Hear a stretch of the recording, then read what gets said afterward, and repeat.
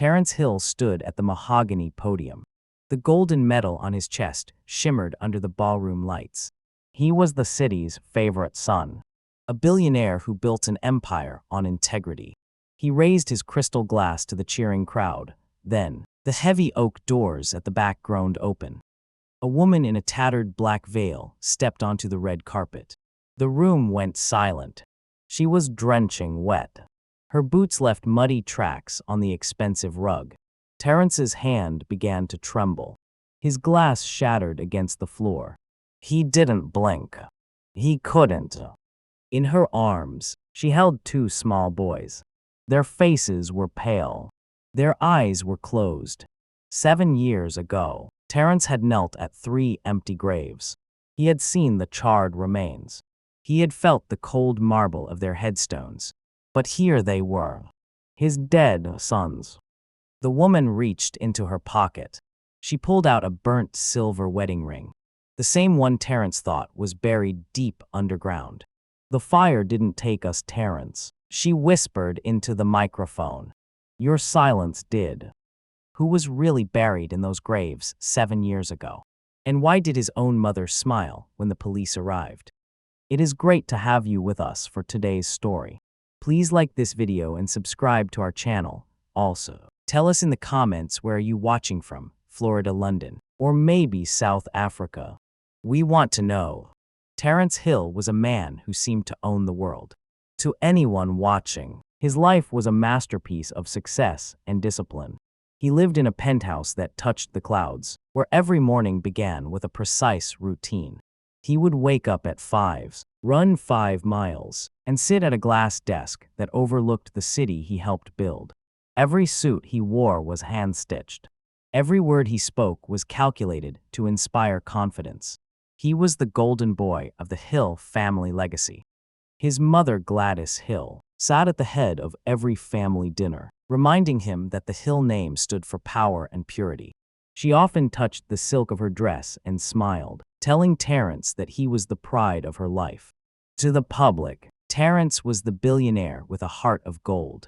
He donated millions to orphanages. He built hospitals. He was the perfect image of a man who had moved past a tragic history to become a hero. But inside the walls of his office, Terence kept a small, locked drawer. Inside that drawer sat a single photograph, the only one that hadn't been burned. It showed a younger Terence, laughing in a sun-drenched garden with a woman whose smile could outshine the sun. That was Aaliyah. Beside her were 2 toddlers with messy hair and bright eyes. These were the ghosts Terence carried. He had spent 7 years telling himself that he was honoring their memory by becoming the most powerful man in the state. On the night of the ceremony, the ballroom was a sea of tuxedos and diamond necklaces. Terence moved through the crowd like a king. He shook hands with senators. He nodded at CEOs. He felt completely in control. The Hill Foundation for Integrity was about to receive its highest honor. Gladys stood near the stage, her eyes sharp and watchful. She leaned in and whispered to him, "Tonight, the past is finally dead, Terence. Look at what you've achieved." Terence adjusted his silk tie and stepped onto the podium. He looked at the teleprompter. He began to speak about how honesty was the foundation of every great life. He felt the warmth of the spotlight. He felt the weight of the medal. He believed, for one final moment, that he had truly escaped the darkness of 7 years ago. But as he reached for his glass to toast his success, he noticed something strange. The security guards at the back of the hall weren't looking at him. They were looking at the doors, and then he heard a sound that didn't belong in a room full of millionaires. It was the heavy, rhythmic creak of a rusted wheel. A cold draft swept through the heated room. Terence looked down at his mother. Her smile didn't fade, but her hand gripped her pearl necklace so hard the string looked ready to snap. She wasn't looking at the stage anymore. She was looking at the woman in the veil. Terence's voice trailed off. The silence was so thick it felt like it was choking him. He stared at the woman's boots, muddy, broken, and caked with red clay. That clay only came from one place in the city, the old industrial district, the place where the fire had happened. As Aaliyah pushed the wheelchair closer, the light caught the bandage on the smaller boy's leg. It wasn't a new injury. It was a scar that had been hidden for years. Terrence felt a chill climb up his spine. If his family was dead, who had been paying for the medicine he saw tucked into the side of the wheelchair? The medicine bottles tucked into the wheelchair were worn and faded. Terrence recognized the blue label of a specific, expensive antibiotic. It was the same kind his family had used years ago. He looked at his mother, Gladys. She was frozen. Her eyes were fixed on the woman's veiled face. Her knuckles were white as she squeezed her silk purse. She didn't look shocked. She looked terrified. Terrence stepped down from the podium. His expensive shoes clicked loudly on the marble floor. The crowd of elites parted like a sea of shadows. No one spoke. The only sound was the clicking of cameras and the heavy, ragged breathing of the two boys in the chair. They weren't moving. They sat perfectly still, their hands resting on their laps like broken dolls. "Aaliyah," Terrence whispered. His voice cracked. The woman didn't answer. She didn't move. She stood behind the wheelchair, her hands gripping the rusted metal bars. But Terrence noticed something. Her right glove was missing a finger underneath. The skin was a jagged map of purple and white burn scars. These weren't old scars. They looked like they had been treated, poorly reopened, and healed again and again. Terrence reached out to touch her shoulder. Suddenly, Gladys was there. She stepped between them with a sharp, forced laugh. "Terrence, stop this," she said. Her voice was thin and high. "This is clearly a stunt. Some poor soul looking for a handout at your biggest moment. Security. Remove them now." But the guards hesitated. They were looking at the boys. One of the boys, Jordan, slowly lifted his head. He wasn't looking at the crowd. He was looking at the golden medal on Terrence's chest. He reached out a trembling hand. Around his wrist was a plastic hospital band. It was yellow, the color used for long-term, terminal patients. Terrence leaned in closer. He ignored his mother's frantic hand on his arm. He looked at the date on the hospital band. His heart stopped. The admission date was only 3 days ago. "Mother," Terrence said, his voice cold. "The fire was 7 years ago. Why is this boy wearing a wristband from the downtown clinic dated this week?" Gladys didn't answer. She looked at the woman in the veil and made a small, sharp gesture with her head. It looked like a command. The woman in the veil finally spoke. Her voice was a low, dry rasp. It sounded like she hadn't used it in years. "He hasn't changed, has he, Gladys? He still believes everything you tell him." She reached up to the pins holding her veil in place. Her fingers were shaking, but her movements were deliberate. As the black lace began to slide down, a small, folded piece of paper fell from her sleeve. It landed at Terrence's feet. It was a bank receipt, a monthly transfer of $5,000. The sender's name was blacked out, but the recipient was a private nursing home in a town Terrence had never heard of. Terrence looked at the date of the last transfer. It was sent yesterday. Who had been paying to keep this woman and these children hidden in the shadows for 7 years? And why was the account number on the receipt so familiar? Terrence stared at the bank receipt on the floor. The paper was thin and cheap, but the numbers on it felt like lead. That account number was etched into his brain. It was the private offshore account used for his company's unforeseen expenses, an account only 2 people had access to, him and the woman standing right next to him. "This is a forgery," Gladys hissed. She stepped on the receipt with her designer heel, grinding it into the carpets. She looked at the guests, her face morphing into a mask of pity. "My son is a soft-hearted man. These people are professionals. They've researched our lives. They're using his grief to destroy this evening." The contrast in the room was deafening. Terrence stood in a $3,000 tuxedo, surrounded by the scent of expensive cologne and aged wine. A few feet away, Aaliyah stood in a dress that looked like it had been salvaged from a scrap heap. Her sons wore oversized coats with patches on the elbows. while the billionaires in the room held gold-rimmed glasses. Aaliyah's sons held onto each other, their small, dirty fingers were locked together so tightly they were turning blue. One of the wealthy guests in the front row sneered. He pulled $100 bill from his wallet and tossed it toward the wheelchair. Here, take your pay and leave. Don't ruin a good man's night with this theater. Aaliyah didn't look at the monies. She didn't even blink. She kept her eyes locked on Gladys. You haven't told him about the basement, have you, Gladys? You haven't told him about the night the sirens stopped. Terrence felt the air leave his lungs. What basement, mother? What is she talking about? Gladys didn't answer. She turned to the security team, her voice trembling with rage. I said, get them out now. 2 large guards moved in. They grabbed Aaliyah by her thin arms. As they pulled her back, she didn't scream. She didn't fight. But as she was dragged, her sleeve caught on the edge of the wheelchair. It ripped, revealing a silver watch on her wrist. Terrence froze. That wasn't just any watch. It was a custom-made timepiece with his father's initials on the back. A watch that was supposed to be in the family safe, locked away since the day his father died. Wait, Terrence shouted.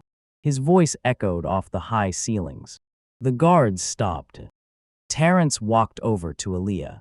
He ignored the gasps of the crowd. He took her arm and looked at the watch. Then he looked at the 2 boys. Under the bright chandelier, he noticed something he had missed before. Both boys had a small, identical birthmark behind their left ears, a mark Terrence carried himself. He looked at his mother. She was shaking her head, her face pale, but then Terrence noticed something else. A man in a dark suit was standing in the shadows behind the stage. He wasn't a guest. He wasn't security. He was holding a heavy black folder, and he was watching Gladys with a look of pure coldness. The man stepped forward into the light. He didn't look at Terrence. He looked at Aaliyah and gave a small, respectful nod. The clock has run out, Mrs. Hill, the man said. Who was this man? And why did Gladys suddenly look like she was about to faint? The man in the dark suit stepped closer. He opened the heavy black folder and pulled out a single photograph. He held it up for Terrence to see. It wasn't a family photo. It was a picture of a house fire. But the fire wasn't in the past. The date at the bottom of the photo was from only 4 years ago. Terrence felt the floor tilt beneath his feet. 4 years, he whispered. The fire that killed them happened 7 years ago, in Atlanta. This photo. This isn't Atlanta. The man, Marcus Thorne, looked directly at Gladys. Correct, Mr. Hill. The fire in Atlanta was a controlled burn of an empty warehouse. This photo is from a small basement apartment on the outskirts of this very city. A place where 3 people were kept for 3 years. Locked away. Fed through a slot in the door. A loud gasp ripped through the ballroom. Terrence looked at Aaliyah. She finally lifted her hand and slowly peeled back the black lace of her veil. The room went dead silent. One side of her face was beautiful, exactly as Terrence remembered. But the other side was a landscape of thick, red scar tissue. Her left eye was clouded over. She looked at Terrence, not with anger, but with a deep, hollow exhaustion. I waited for you, Terrence, Aaliyah said. Her voice was louder now, echoing against the crystal chandeliers. Every night for 3 years, I told the boys you were coming. I told them their father was a hero, that he would find the basement, that he would hear us screaming. Terrence turned to his mother. His heart was hammering against his ribs like a trapped bird. Mother, what basement? Why did you tell me they were dead? Gladys didn't move. She didn't cry. She stood like a statue carved from ice. She looked at Marcus Thorne and then at the cameras. She knew the entire world was watching. Slowly, she reached into her purse and pulled out a small silver key. I did what was necessary for the Hill name, she said. Her voice was flat and cold. You were meant for greatness, Terrence. Not for a life with a woman from the slums. I gave you a clean slate. I gave you this empire. She tossed the key onto the marble floor. It skittered toward Terrence's shoes. That key opens the safe in my bedroom. Gladys whispered, go ahead, open it. See what else I saved from the fire. Terrence picked up the key. His fingers were cold. He looked at the wheelchair. One of his sons, Andre, slowly reached out and grabbed Terrence's tuxedo sleeve. The boy's grip was surprisingly strong. He pulled Terrence closer and whispered something into his ear. Terrence's eyes widened. He looked at the key in his hand, then back at his mother. The metal on his chest felt like it was burning his skin. What did he say? Marcus Thorne asked, stepping forward. Terrence didn't answer. He couldn't.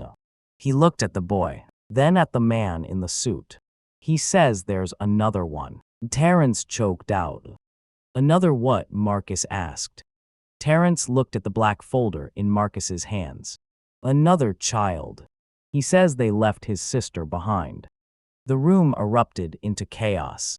Gladys suddenly turned and tried to run toward the back exit. But Aaliyah didn't move. She just stared at the clock on the wall. Why was Aaliyah watching the time so closely? And who was still in that basement? Terrence felt a wave of nausea. A sister. He had twins. He was sure of it. He looked at Aaliyah, but she wasn't looking at him. She was staring at the large clock above the ballroom doors. The second hand ticked loudly, slicing through the panicked whispers of the guests. Where is she? Terrence roared. He lunged toward his mother, but Marcus Thorne stepped in his path. Terrence's face was beet red. He grabbed his own hair, pulling at the roots as if trying to wake up from a nightmare. Where is my daughter, mother? Gladys stopped near the exit. Two security guards, no longer taking her orders, blocked her paths. She turned around slowly. Her face was no longer a mask of elegance. It was twisted. She was the weakest. Gladys spat. Her voice was sharp, cutting through the air like a knife. She reminded me too much of that woman. She was a mistake I had to correct.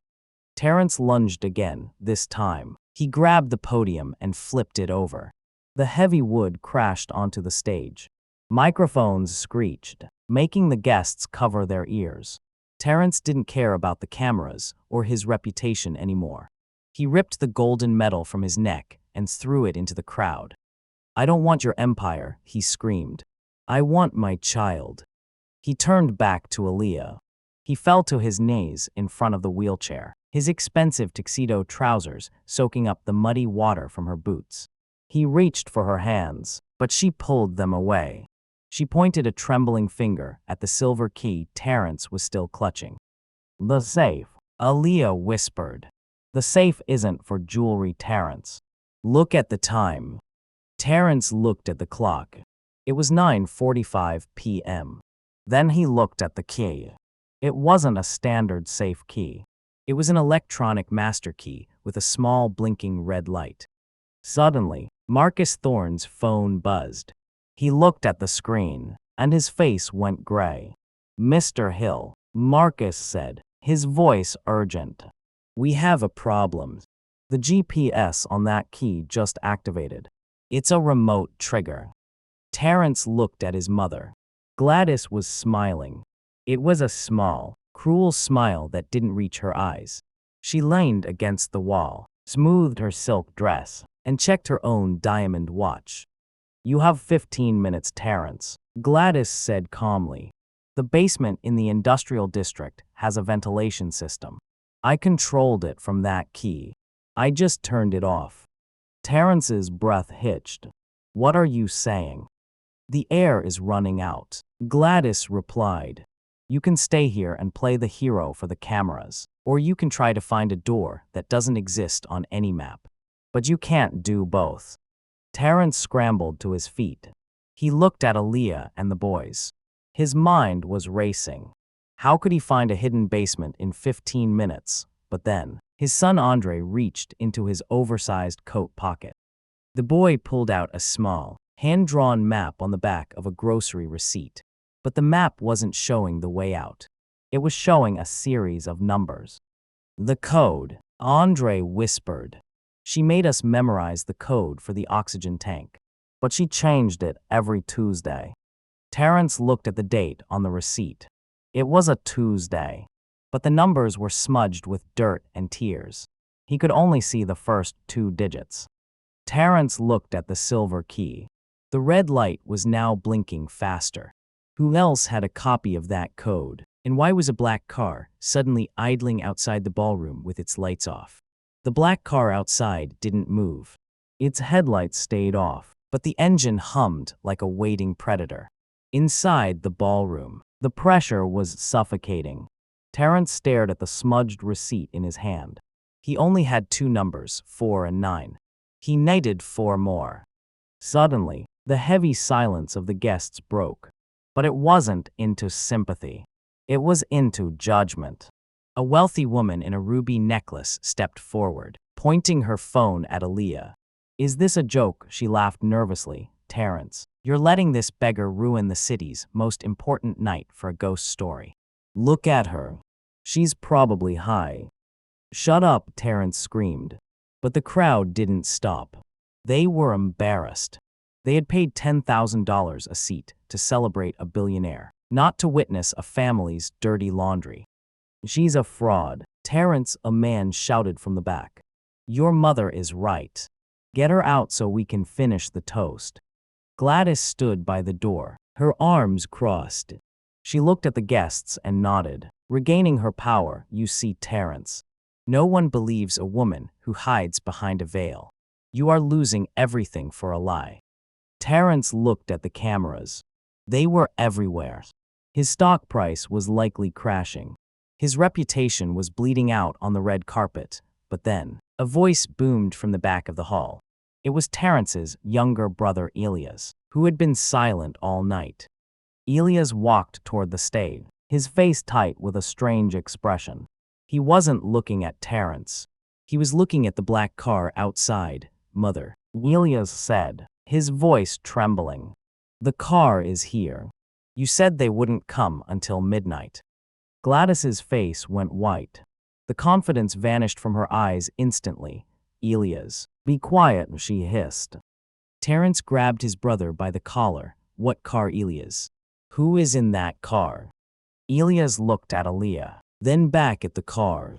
"The men who take the mistakes away," he whispered. "They aren't here for the girl, Terrence. They're here for all of them." Suddenly, the glass doors at the entrance shattered. 2 men in tactical gear stepped inside. They didn't look like police. They didn't look like security. They looked like shadows. One of them held a black device that was beeping in sync with Terrence's silver key. The man in the black car finally turned on the high beams. The light blinded everyone in the ballroom. Aaliyah pulled her sons closer, her scarred face tightening. "The time is up, Terrence," she said, her voice like ice. "They aren't waiting for the air to run out. They're coming to finish what the fire started." Terrence looked at the smudged receipt. He looked at the men's. He realized his mother hadn't just hidden his family. She had sold the secret to someone much more dangerous. The lead man in gear stepped toward the wheelchair. He didn't say a word. He reached into his belt and pulled out a heavy silencer. But as he raised the weapon, the boy Andre pointed at the man's wrist. Under the sleeve of the tactical suit was a tattoo, the logo of Terrence's own security firm. "They work for you, Dad," Andre whispered. Terrence froze. If these were his men, why was the order to kill coming from a phone that wasn't his? And why was Marcus Thorne suddenly stepping back into the shadows? Terrence looked at the tattoo on the gunman's wrist. It was the hawk emblem of Hill Security, his own company. The men he paid to protect the city were now pointing silencers at his wife and children. Aaliyah's eyes filled with a cold, sharp hatred. She pushed the wheelchair back, shielding the boys with her own body. "So this was the plan, Terrence," she rasped. Her voice was full of acid. "You bring us here to the lights just to finish us off in front of your friends. You couldn't handle the shame of a scarred wife, so you called in your cleaners." "No, Elias, I didn't do this," Terrence cried. He turned to the light gunman, his face twisting in rage. Drop the weapon. I am's your employer. Who gave you this order? The gunman didn't speak. He simply held up a burner phone. On the screen, a text message was open. It came from Terrence's private office line. The message was short. The assets have arrived. Clean the room. No witnesses. Terrence backed away, hitting the podium. He looked at his own hands as if they were covered in blood. He hadn't sent that message. He hadn't even touched his phone in 2 hours. But Aaliyah didn't care about logic. She saw the men, she saw the tattoo, and she saw the text. You're just like your mother, Aaliyah said. She reached into the side of the wheelchair and pulled out a small, crumpled envelope. She threw it at Terrence's feet. I spent 7 years dreaming you were an innocent man. I thought you were a victim too. But victims don't send assassins to kill their own sons. The guests were screaming now, scrambling for the exits, but the men in gear blocked every door. They weren't just there for Aaliyah. They were locking the entire ballroom down. Terrence ripped the envelope open. Inside was a single document, a life insurance policy. It was taken out 6 years ago. The beneficiaries were Jordan and Andre. The payout was $10 million each. But there was a clause circled in red, payout only valid if death occurs after the father achieves billionaire status. Terrence looked at the date the policy was signed. It was the same day he was inaugurated as CEO.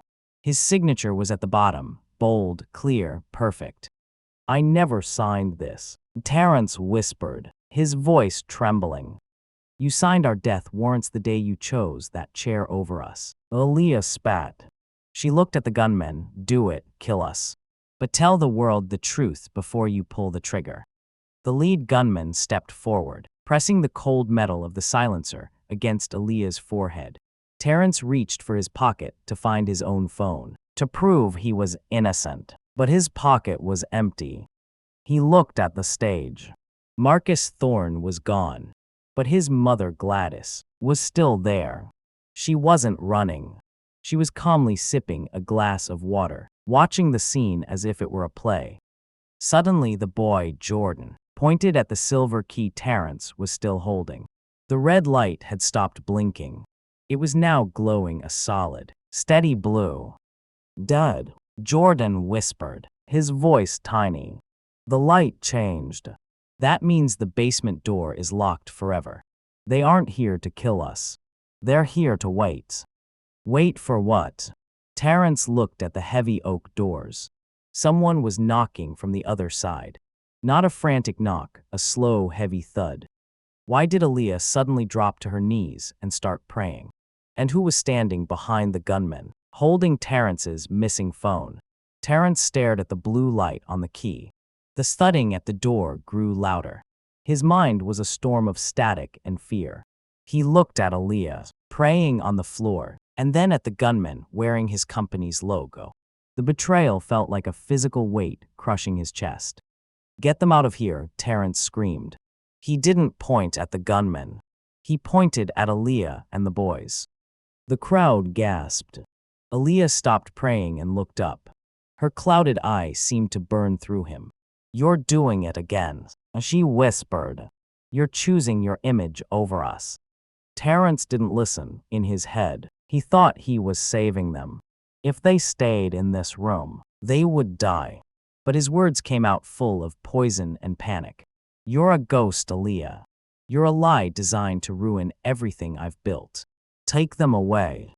He grabbed the wheelchair and shoved it toward the gunman. The metal frame clattered. Jordan let out a small cry as his bandaged leg hit the floor. Terrence didn't stop. He turned to the cameras, his face twisted in a fake, desperate rage. This is an ambush. This woman is an actress. Look at the scars. They're fake. My family died 7 years ago. He was shouting so loud his veins were popping. He needed to convince the world so the gunmen would stop. He needed to push them out of the line of fire. But to Aaliyah, he was just finishing what his mother started. I cursed the fire for 7 years, Aaliyah said, her voice trembling as the guards grabbed her. But the fire was kinder than you, Terrence. At least the fire didn't look me in the eye and call me a liar. As the guards dragged them toward a side exit, Terrence's mother, Gladys, finally stood up. She walked over to Terrence and patted his cheek. "That's my boy," she whispered. "You finally understood. The hill name is the only thing that matters." Terrence felt sick. He watched Aaliyah disappear behind a heavy steel door. He had pushed his family away to save them. But the moment the door clicked shut, the lead gunman lowered his weapon.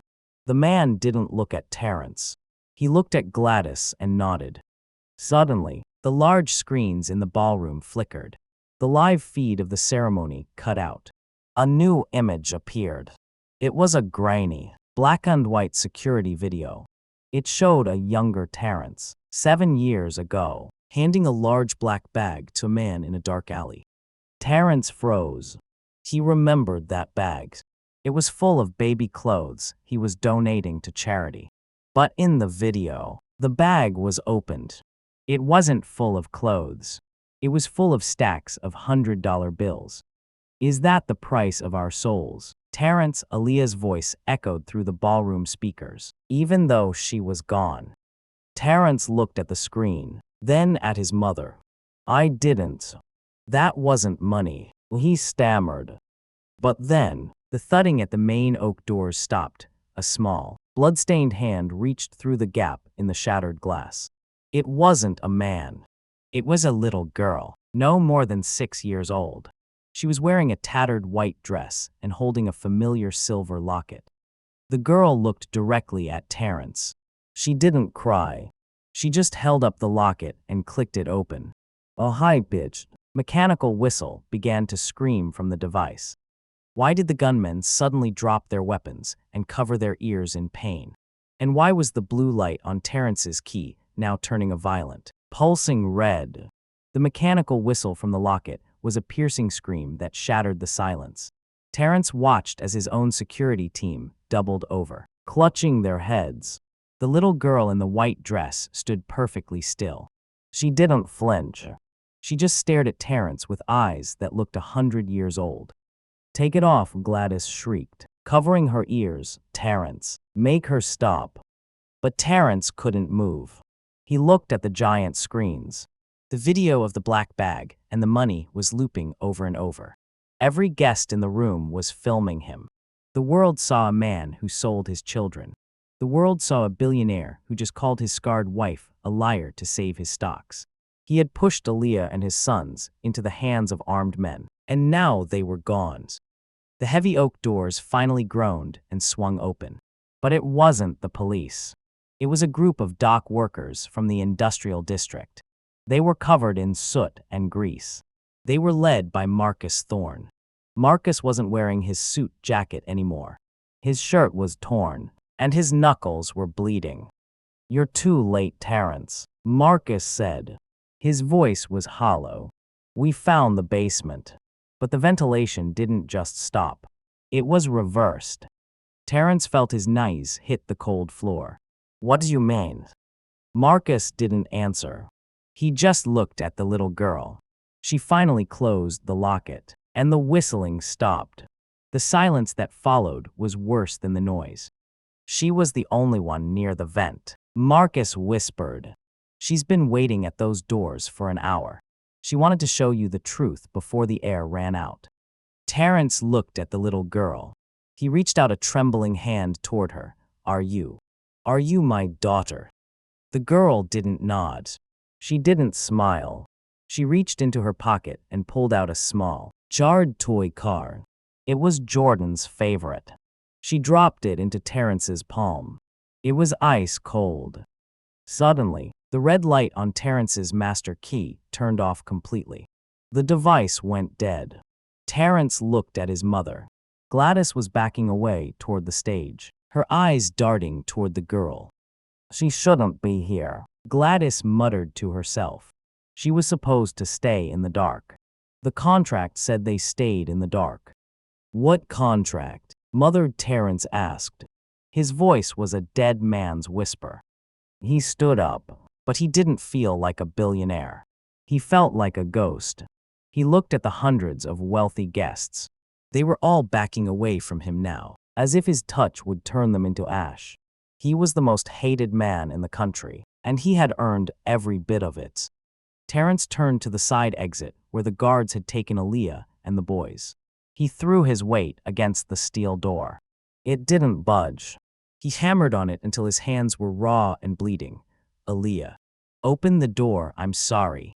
There was no sound from the other side, no crying, no footsteps, just the low hum of the building's air conditioning. Terrence slumped against the door and slid to the floor. He looked at the little girl. She walked over and stood right in front of him. She leaned in and whispered 4 numbers. Terrence gasped. It was the rest of the code from the receipt. But as he reached for the keypad on the door, the girl shook her head. It's not for the door, Daddy, she said. It was the first time she had spoken. Her voice was tiny and sweet. Then what is it for? Terrence sobbed. The girl pointed at the giant screen behind him. The video of the money bag disappeared. A new document appeared. It was a medical record. Terrence's name was at the top, but the blood type listed wasn't his. It belonged to a man named Silas Reed. Who was Silas Reed, and why did the little girl have his name engraved on the back of her locket? Terrence stared at the medical record on the screen. The blood type was a glaring mismatch. It was impossible. If Terrence wasn't the biological father of the little girl, then what about the boys? He looked at his mother, Gladys. She was clutching the back of a chair, her face a pale shade of gray. Who is Silas Reed? Mother, Terrence's voice was dangerously quiet. Gladys didn't answer. She was looking at Marcus Thorne. Marcus stepped forward, wiping soot from his forehead. He signaled to the tech booth. The medical records swiped away, replaced by a scanned newspaper clipping from 30 years ago. The headline read, Local hero Silas Reed dies in factory fire saving coworkers. Below the headline was a photo of a young man. He had the same jawline as Terrence, the same deep-set eyes. Terrence felt the world spinning. Silas Reed wasn't a stranger. He was the man Terrence had been told was his uncle, who died before he was born. Silas was your father, Terrence, Marcus said, his voice echoing through the silent ballroom. And he was Aaliyah's father too. The room seemed to freeze. Terrence's breath caught in his throat. He looked at the little girl, then at the steel door where Aaliyah had been taken. What? That's a lie. Aaliyah and we were married. We have children. You were never married, Terrence. Aaliyah's voice came from the back of the hall. The side door finally clicked open. Aaliyah stepped out. She wasn't being dragged. The gunmen were standing behind her, their weapons lowered. One of them handed her a thick manila envelope. She walked toward Terrence, her limp more pronounced than before. The wedding in the garden 7 years ago, Aaliyah rasped, stopping 3 feet away. The one with the white flowers and the small guest list. It was a theater. Your mother hired actors. She found out the truth the day before and realized she couldn't let the Hill bloodline be tainted by the truth of your birth. Terrence shook his head frantically. No, the boys. Jordan and Andre. They have my birthmark. Aaliyah reached into the envelope and pulled out a DNA test. She dropped it on top of the charred toy car in Terrence's hand. They have the birthmark because you and I share the same blood, Terrence. We are siblings. Your mother didn't hide us to save your career. She hid us to save herself from the scandal of what she did to Silas Reed. Terrence looked at Gladys. She wasn't shrinking away anymore. She stood tall, her eyes cold and filled with a twisted kind of pride. Silas was a laborer, she spat. He was a mistake I made when I was young. I couldn't let him ruin this Hill name.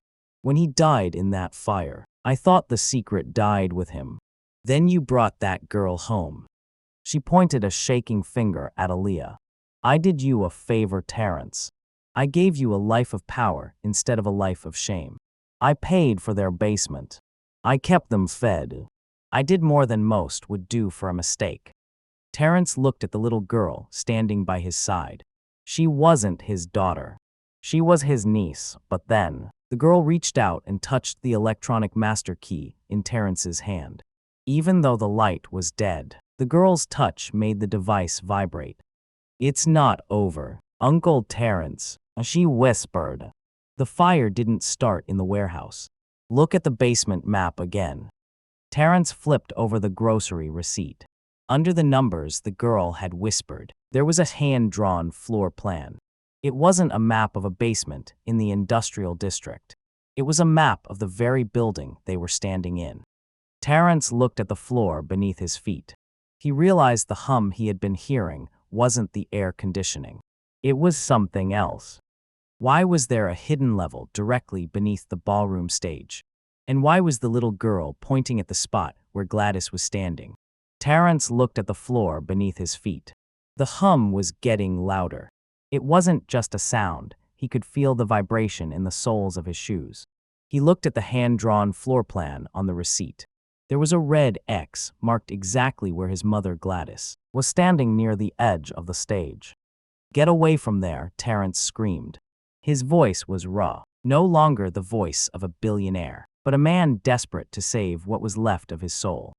He lunged forward, not to attack his mother, but to pull her away. Gladys didn't move. She looked at him with a mixture of confusion and arrogance. "Terrence, stop this childishness," or she snapped. But Terrence didn't stop. He tackled her, his expensive tuxedo jacket tearing as they both tumbled across the stage. A split second later, the section of the floor where Gladys had been standing collapsed. It didn't fall into a dark hole, instead a thick, metallic hiss filled the room. A hidden elevator platform began to rise, draped in a heavy, flame-retardant tarp. The smell hit Terrence immediately. It was the smell of old smoke and expensive chemicals. Terrence scrambled to his feet, ignoring the bruises. He ignored the cameras. He ignored the wealthy guests who were now backing toward the walls in terror. He reached for the edge of the tarp. His hands were shaking so violently he could barely grip the fabric. "Terrence, don't!" Gladys screamed from the floor. "That's company property. You don't know what's under there." Terrence didn't hesitate. He ripped the tarp away. Underneath was a glass-walled, pressurized tank.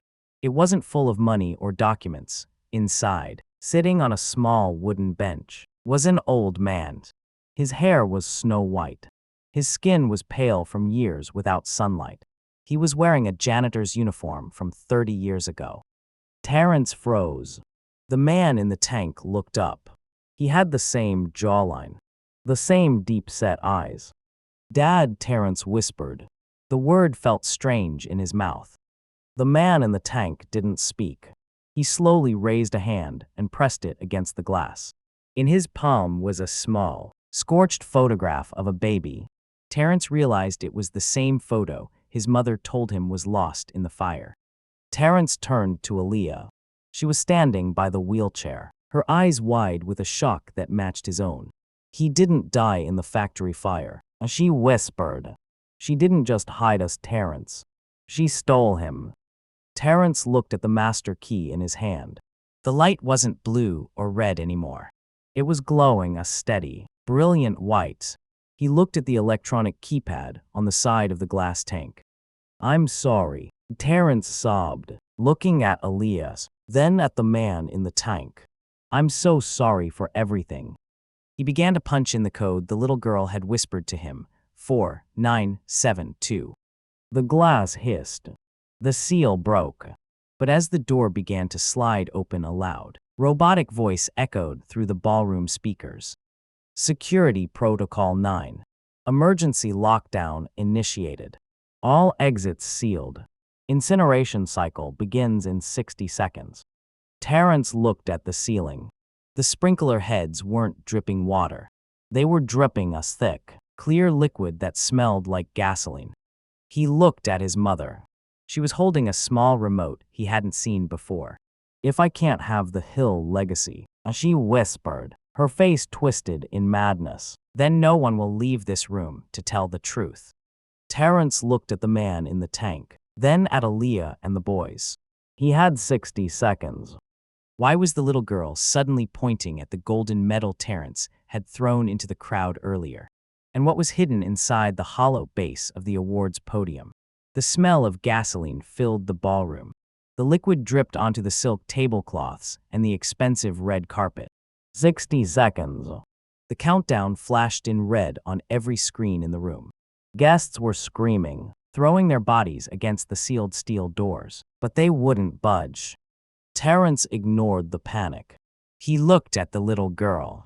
She was still pointing at the golden medal.